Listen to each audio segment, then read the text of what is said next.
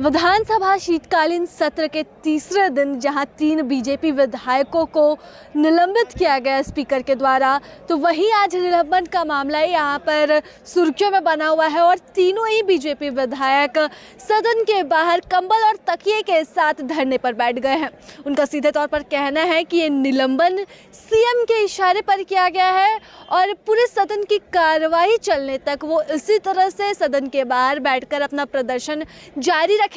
वहीं बीजेपी के द्वारा नियोजन नीति को स्पष्ट करने की मांग जो है वो लगातार उठ रही है और बीजेपी का इस पर सीधे तौर पर कहना है कि जब तक सरकार सदन में नियोजन नीति स्पष्ट नहीं करेगी तब तक उनका विरोध प्रदर्शन जारी रहेगा और सदन की कार्यवाही तब तक के लिए वो बाधित ही रखेंगे। कल हाउस का आखिरी दिन रहेगा, क्या लगता है? गद्दा तकिया लेके आ गए हैं, धरने पर बैठ गए हैं क्या? देखिए, यहाँ के युवाओं के लिए, यहाँ के युवाओं को कैसे रोजगार मिले, राज्य की व्यवस्था कैसे सुदृढ़ हो, यहाँ राज्य कैसे सर्वांगीण विकास की ओर बढ़े, उन मांगों को लेकर हम हमेशा आंदोलनरत है, सदन में अपनी बात को रखते हैं और सदन में जो सवाल हम लोग पूछते हैं वो जवाब नहीं आता है।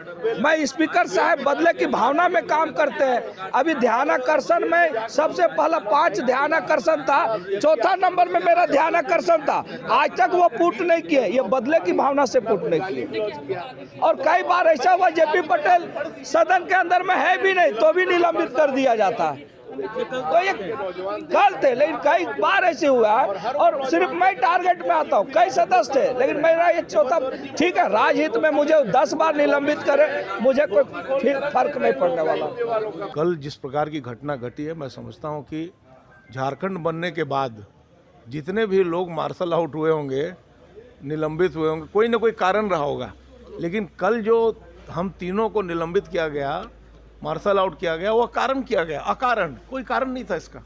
हमने क्या कहा? हमने कहा कि जो कार्यस्थगन है, आप ही ने नियमन दिया है कि कार्यस्थगन को पढ़ूंगा शून्यकाल के पहले, तो हमने तो अपने जगह से उठ के और माननीय अध्यक्ष जी से आग्रह किया कि माननीय अध्यक्ष जी आप कार्यस्थगन पढ़ दें। उन्होंने सुनी नहीं, तब मुझे मजबूरी में बेल में जाना पड़ा। बेल में जाना कोई अपराध नहीं है। कार्य संचालन नियमावली की जो पुस्तिका मुझे मिली है उसके तहत है कि आप लोकतांत्रिक तरीके से बेल में जाके अपना विरोध प्रकट कर सकते हैं। तो माननीय अध्यक्ष जी ने प्रीजुडिस हो गए और सीधा कह दिया कि आपको निलंबित किया जाता है। तो मैं कोई अपने लिए नहीं मांग कर रहा था। झारखंड के लाखों नौजवान जो आज सड़क पर हैं, लाखों नौजवान सड़क पर हैं, वो रोजी रोजगार के लिए दर दर की ठोकर खा रहे हैं। इस सरकार ने झूठ बोला। इस सरकार ने कहा कि 5 लाख लोगों को नौकरी दूंगा। अरे भाई, 4,75,000 तो सृजित पद है, 4,75,000, क्षमा करें, 4,73,000 सृजित पद है और इसमें आप 5 लाख लोगों को कहाँ से नौकरी दे देंगे? आज भी 3.5 लाख पद खाली है। तो आपने नियोजन नीति बनाई नहीं, स्थानीय नीति नहीं बनाई। और जब कोई विधायक मांग करता है कि कार्यस्थगन कम से कम पढ़ दीजिए, तो आप मार्शल आउट कराते हैं।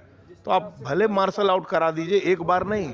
झारखंड के जो नौजवान हैं उनके हित में भाजपा के एक विधायक 100 बार मार्शल आउट होने के लिए तैयार हैं। लेकिन ये जो गूंगी बहरी सरकार है, इसको जगाने में हम कोई कसर नहीं छोड़ने वाले। विरोध जारी रहेगा हम लोगों का जब तक हाउस चलेगा। कल भी आएंगे, हम लोग बैठेंगे, कोई दिक्कत नहीं। और निवेदन भी करने नहीं जाएंगे अध्यक्ष जी से, कोई चिरौरी करने भी नहीं जाएंगे, विनती करने भी नहीं जाएंगे कि अध्यक्ष जी हम लोग को बुलाइए, नहीं करने जाएंगे। उन्होंने अन्याय किया है। ये झारखंड विधानसभा में पहली बार ऐसा हुआ कि अकारण किसी को और निलंबित और मार्शल आउट किया। राज्यपाल से भी कल मुलाकात हुई, उनसे भी मिलकर अपना दर्द बताया हम लोगों ने कि आप वीडियो फुटेज मंगा लीजिए, आप देख लीजिए हमारी क्या भूमिका थी। आप कस्टोडियन है पूरे विधानसभा के।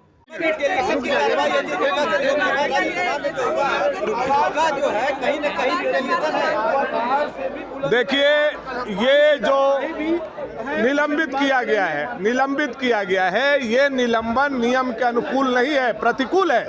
अध्यक्ष खुद इस मामले में कटघरे में खड़े हैं और ऐसा साबित होता है कि अध्यक्ष जो है वो मुख्यमंत्री के कहने पर ऐसा कार्रवाई किए हैं। और मुख्यमंत्री आज जो हैं युवा के नाम लेते ही भड़क जा रहे हैं, उनके अंदर गुस्सा आ जा रहा है। कोई अगर नौजवान नौकरी बेरोजगारी का बात अगर बोलता है तो मुख्यमंत्री को लगता है राजा के सामने ये बोलने वाला कौन होता है। तो युवा का बात जैसे ही सामने आया मुख्यमंत्री भड़क गए। चूंकि कार्यस्थगन हमने युवा के विषय पर लाया था, जेएसएससी के एग्जाम के लिए लाया था, पारा शिक्षकों को अस्थायी करने के लिए लाया था, अनुबंध कर्मियों को अस्थायी करने के लिए लाया था। 4 साल में मात्र 399 नौकरी हेमंत सरकार ने दिया है। यह झारखंड के जनता को बताने के लिए यह कार्यस्थगन हमने लाने का काम। आपको लगता नहीं है कि रिटेलिएशन की कार्रवाई है जिस प्रकार से लोकसभा राज्यसभा में जो हो रहा है? देखिए, अब लोकसभा राज्यसभा का प्रभाव यहाँ पड़ता तो मोदी जी से कुछ तो हेमंत सोरेन सीखते विकास के मामले में। 4 साल में इस झारखंड को कहाँ बेच दिया, क्या कर दिया हेमंत सोरेन जी ने? आप गांव में जाइए, हेमंत सोरेन का हकीकत पता चलेगा। यह जो अबुआ आवास के नाम पर 10-10 हजार रुपया वसूली शुरू हो गया। गांव-गांव, घर-घर से पैसा निकाला जा रहा है हेमंत सोरेन के साथ। हेमंत सोरेन जी के बबुआ लोग अबुआ आवास में 10-10 हजार रुपया वसूली शुरू कर दिया। गाँव का यही कहानी है। भ्रष्टाचार बजबजा रहा है इस झारखंड में, बजबजा करके भ्रष्टाचार चरम पर पहुंच गया है। हेमंत सोरेन जी ने 4 साल में इस झारखंड को बैतल खाता में भेजने का काम किया है। और आप बोलते हैं कि केंद्र के तरह, केंद्र को देखा देखी थोड़ा सा गुण आया होता अगर हेमंत सोरेन जी में, तो विकास के मामला में कहीं और हम चले गए। काम बंद करना बंद करो। हेमंत सोरेन हाय हाय, हेमंत सोरेन हाय हाय। प्रभातखबर.com, विश्वास वही, रफ्तार नहीं।